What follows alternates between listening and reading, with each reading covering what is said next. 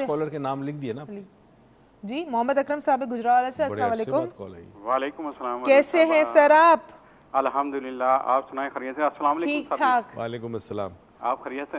الحمدللہ۔ گھر میں سب کیسے ہیں؟ اللہ پاک کا بڑا ہی کرم ہے رئیس صاحب، آپ کی دعائیں ہیں، کرم نوازی ہے، اللہ پاک کا جتنا بھی شکر ادا کریں بہت شکریہ، کم ہے، اور الحمدللہ ہم تمام رشتہ دار اللہ کے فضل و کرم کے ساتھ آج بھی اسی طرح سے ملتے ہیں جس طرح سے ماضی میں کچھ لوگ ملتے تھے۔ تو الحمدللہ آج کے ٹاپک کے والے سے کیا عرض کروں، کیا نہ کروں، کیا حالات کی ستم ظریفی کو دیکھوں یا مفاد پرستی کو سامنے رکھوں یا امیر غریب کے بڑھتے ہوئے فاصلوں کا سامنا کروں، کہ جہاں ہم تاریخی، تمدنی، ثقافتی، مذہبی اور انسانی رشتوں سے کنارہ کش ہو رہے ہیں، وہیں پر خونی رشتوں کی پہچان بھی کھوئے جا رہے ہیں۔ ماضی کی خوشگوار تقریبات کا جائزہ لیں تو دنوں کے حساب سے یہ سلسلہ چلتا تھا، ہر رشتہ دار کو مدعو کیا جاتا تھا اور ہر رشتہ ناتا ایک مالا کی مانند ہوتا تھا، اور یہیں سے اپنے بچوں کو رشتوں کی پہچان کروائی جاتی تھی۔ اختتام پر اچھی یادوں کے ساتھ بچھڑنے کا غم ہوتا تھا تو محبت بھرے جذبات کے ساتھ دوبارہ ملنے کی استدعا کی جاتی تھی۔ آج صورتحال مختلف ہے، میرج ہالوں میں تقریبات ہوتی ہیں جو چند گھنٹوں پر محیط ہوتی ہیں، پھر رشتے ناتوں کے تصور کو یکسر نظر انداز کر کے صرف انہی مہمانوں کو مدعو کیا جاتا ہے جس سے خاص و خاص مفاد ہوتا ہے۔ صحیح۔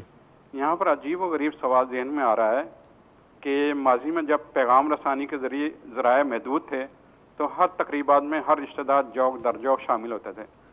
آج ہر سہولیات میسر ہیں، لیکن اس کے باوجود رشتے ناتوں میں دراڑ کیوں ہے، فاصلے کیوں سمٹ نہیں جاتے، آخر یہ رشتے ایک دوسرے میں قائم کیوں نہیں ہو جاتے؟ بہت شکریہ، بہت اچھا، بہت شکریہ آپ کی کال کا۔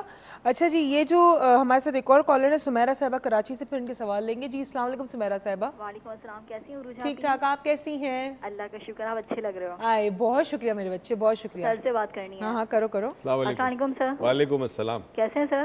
الحمدللہ۔ سر ابھی آپ نے شروع میں فرمایا تھا نا کہ انسان ہمیشہ تنہا پیدا ہوتا ہے، تو پھر ہم دوسروں سے امیدیں کیوں لگاتے ہیں؟ مطلب کچھ بھی چھوٹی چھوٹی امیدیں ہم لگا لیتے ہیں۔ اور دوسرا سوال یہ تھا کہ پیسہ آنے کے بعد رشتے کیوں بدل جاتے ہیں؟ جو رشتے صحیح ہوتے ہیں لیکن جیسے ان کے پاس پوزیشن آ جاتی ہے، پیسہ آ جاتا ہے، وہ بالکل چینج ہو جاتا ہے۔ اور تیسرا سوال میرا یہ تھا، ٹیچرز کے متعلق تھا کہ اکثر ٹیچرز اسٹوڈنٹس کو سمجھاتے ہیں کہ پازیٹیو رہو، لوگوں کو معاف کرنا سیکھو، لیکن جب ان کے ساتھ کچھ غلط ہوتا ہے تو ہم ان کا رویہ دیکھتے ہیں تو وہ بالکل ڈفرینٹ ہوتا ہے۔ تو ایسا کیوں ہوتا ہے؟ ٹھیک ہے، چلیں، تھینک یو سو مچ آپ کی کال کا سویٹ ہارٹ۔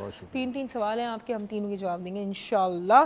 اچھا جی، انہوں نے کہا رشتے جو ہیں وہ دل سے بنائے جاتے ہیں، شیلا صاحبہ نے کہا۔ میں نے کل بھی کہا تھا کہ اصل رشتہ جو بنتا ہے وہ احساس سے بنتا ہے، اور خون کے رشتے میں بھی اگر احساس نہیں تو وہ رشتہ نام کا تو رشتہ ہے، مگر اس رشتے سے آپ کو جو ملنا چاہیے وہ آپ کو نہیں ملے گا۔ ٹھیک ہے، تحفظ کا احساس ملتا ہے، محبت ملتی ہے، خوشی ملتی ہے، وہ نہیں ملے گا۔ ٹھیک ہے۔ اچھا مجھے بات بتائیں کہ انہوں نے کہا کہ جی میاں بیوی کا جو ریلیشن شپ ہے اگر فار ایگزامپل نہیں چل رہا صحیح، کیونکہ اب دیکھا جائے تو پاکستان کا ڈیورس ریٹ از انکریزنگ بہت زیادہ۔ اب تو یہ بھی، وہ کل بھی میں نے بات کی تھی فیس بک کے اسٹیٹس پہ اپڈیٹ نہ ہوا، اب مجھے کس ملک کا تھا، مجھے یہ نہیں پتا کس ملک کا تھا، بٹ جس سے تو اس پہ وہ طلاق کورٹ طلاق میں مطلب کورٹ میں طلاق فائل کر دی انہوں نے۔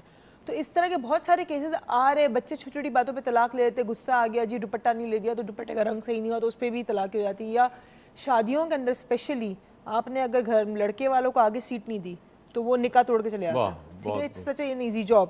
تو یہ جو میاں بیوی کا رشتہ ہے ہوتا تو بہت ہی خوبصورت رشتہ ہے کیونکہ ایک نئے رشتے کو جنم دیتا ہے اور اس سے پھر نسل چلتی ہے، لیکن یہ رشتہ ایک تو توڑنا اتنا ایزی کیوں؟ اور اگر کوئی انسان نہ بے تعلق یہ دل نہیں ملتا پھر بھی اس رشتے میں کیا رہنا ضروری ہے بچوں کے لیے؟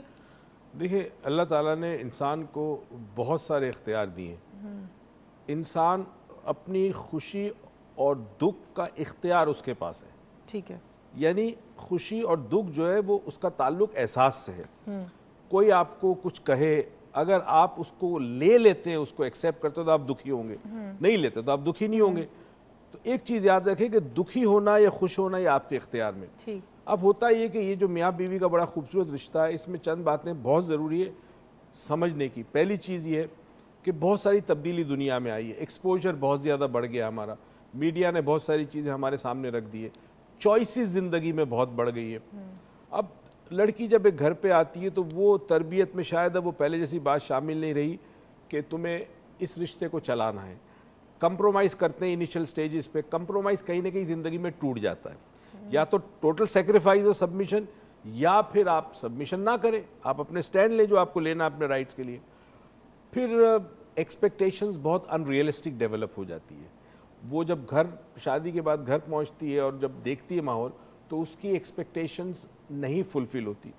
एक अलग माहौल से आई है, लेट्स से 20 साल की लड़की की शादी होती है, 20 साल में माँ के खानों का जायका, एक तरीके से उठना, एक तरह से बैठना, इस तरह करना, वो तमाम जो रूटीन 20 साल मल्टीप्लाई बाई 365 डेज, उसको टाइम लगता है टर्न होने में, चेंज होने में, उसको रिफ्रेम करने में। वो जो इनिशियल 1-2 साल होते हैं वो बड़े इंपॉर्टेंट होते हैं किसी भी कपल के लिए।